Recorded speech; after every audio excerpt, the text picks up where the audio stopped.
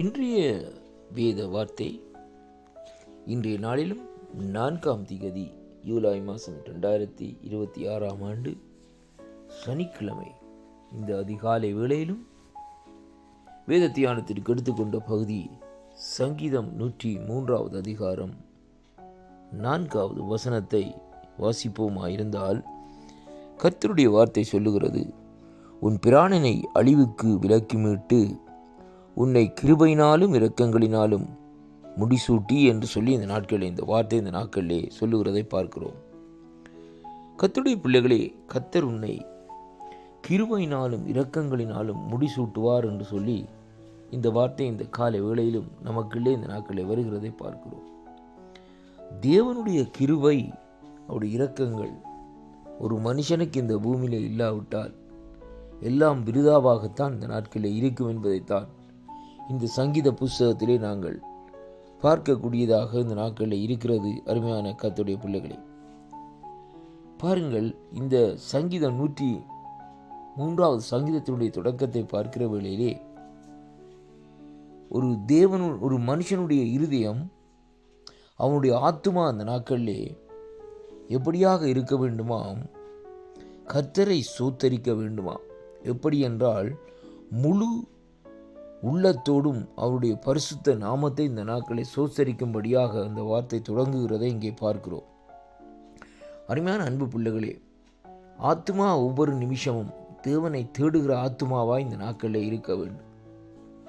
சங்கீதக்காரனாகிய தாவீது சொல்லுகிறார், வறண்டதும் விடாய்த்ததுமான ஆத்துமா உண்மையிலே வாஞ்சியா இருக்கிறது என்று சொல்லி, மானானது நீரோடைய வாஞ்சித்து கதறுவது போல் என் ஆத்துமா தேவனுடைய சமூகத்தை, தேவனுடைய பிரசன்னத்தை, தேவனுடைய அபிஷேகத்தை இந்த நாட்களிலே வாஞ்சிக்கிறது என்று சொல்லி இன்றைக்கு வேத வார்த்தை இந்த நாட்களை நமக்கு சொல்லுகிறதை பார்க்கிறோம்.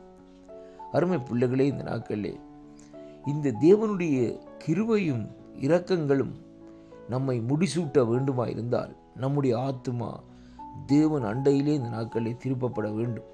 இன்றைக்கு அநேகருடைய ஆத்துமாக்கள் எதிலே இந்த நாட்களிலே திருப்பப்பட்டிருக்கிறது? எதிலே வாஞ்சியா இருக்கிறது? உலக கவலையிலும், உலக ஆசைகளிலும், பொருள் ஆசைகளிலும், இச்சைகளிலும் போன்ற சில காரியங்களில் இந்த நாட்களிலே அவர்கள் இந்த நாட்களில் தங்களுடைய ஆத்துமாக்களை இந்த நாட்களிலே அனுமதித்து அதிலே வஞ்சிக்கப்பட்டு பிடிபட்டு இந்த நாட்களிலே ஆத்துமா தேவனுடைய சமூகத்தை விட்டு இழக்கும்படியாக இந்த நாட்களில் செய்கிறதை அங்கே காணக்கூடியதாக இருக்கிறது. அருமை பிள்ளைகளே, வேதத்திலே ஒரு சம்பவத்தை நாங்கள் பார்ப்போமா இருந்தால், என் ஆண்டவராகிய இயேசு கிறிஸ்து சிலுவையிலே தொங்கிக் கொண்டிருந்த வேளையிலே அவருடைய வலது பக்கமும் இடது பக்கமும் 2 கள்வர்கள் தொங்கிக் கொண்டிருந்தார்கள். அதில் ஒரு கள்வன் பாருங்கள், ஆண்டவரை இந்த நாட்களிலே பரிகசித்தார். ஏன் அப்படியாக பரிகசித்தார் என்றால், அவனுடைய ஆத்மா அந்த நாட்களிலே தேவன் மேலே வாஞ்சியா இருக்க வேண்டும் என்ற நோக்கமோ அல்லது தேவனை விசுவாசிக்க வேண்டும் என்ற நோக்கமோ அவனுக்கு இல்லாதிருந்தது நிமித்தம் அவன் அப்படியாக செய்தார்.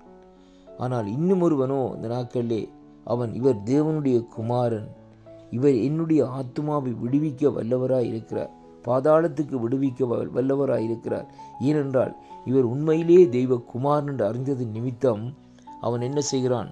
தன்னுடைய ஆத்மாவை தேவனுடைய பாத தண்டையிலே இந்த நாட்களிலே அந்த மரண சம்பவத்திலும் அந்த நெருக்கத்திலும் வேதனையிலும் ஆண்டவருடைய சமூகத்திலே ஊற்றுகிறதை பார்க்கிறோம்.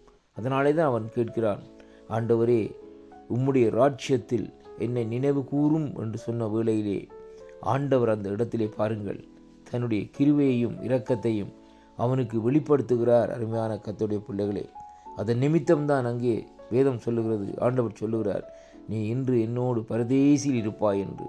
அருமை பிள்ளைகளே, நம்முடைய ஆத்மா தேவனை அங்கே வாஞ்சிக்கிற வேளையிலே, நாடுகிற வேளையிலே அவருடைய இரக்கம் கிருபையினாலும் இந்த நாட்களிலே அவருடைய ராஜ்யத்திலே நாங்கள் பிரவேசிக்கக்கூடியவர்களாக இந்த நாட்களிலே இருப்போம் என்பதைத்தான் இந்த வார்த்தை ஊடாக பார்க்கிறது. அருமை கர்த்தருடைய பிள்ளைகளே, இந்த நாளிலும் இந்த வார்த்தை இந்த நாட்களிலே கர்த்தர் இந்த நாட்களிலே உங்கள் மத்தியிலும் உங்களுடைய குடும்பத்துக்களும் உங்களுக்குள்ளும் இந்த நாட்களை கிருபையில் நடப்பிப்பார் என்று நான் விசுவாசிக்கின்றேன். கர்த்தருடைய வார்த்தைகளை விசுவாசியுங்கள், அவருடைய இரக்கத்தையும் அவருடைய கிருபையையும் பெறுங்கள் இந்த நாட்களில். அதனாலே அவர் முடிசூட்டும்படியாக நம்முடைய ஆத்மாவை ஆயத்தப்படுத்துவோம். கர்த்தர் உங்களோடு கூட இருந்து ஆசீர்வதிப்பாராக என்று என் இரட்சகரும் என் மீட்பருமாயிருக்கிற இயேசு கிறிஸ்துவின் இனிய நாமத்தில் இந்த நாட்களிலே வாழ்த்தி ஆசீர்வதிக்கிறேன். கர்த்தருக்கே மகிமையும் கனமும் துதியும் புகழும் உண்டாவதாக. கர்த்தர் உங்களை ஆசீர்வதிப்பாராக. ஆமென்.